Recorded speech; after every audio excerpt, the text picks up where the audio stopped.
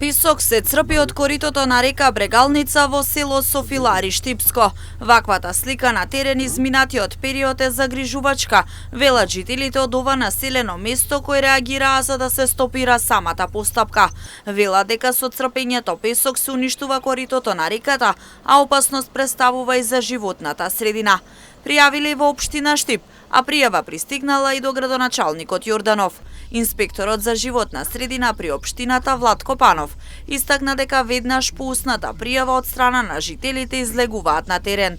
Ако е во нивна надлежност, ќе се реагира веднаш. Ако не, ќе се бара вонреден инспекцијски надзор од страна на Државниот инспекторат за животна средина.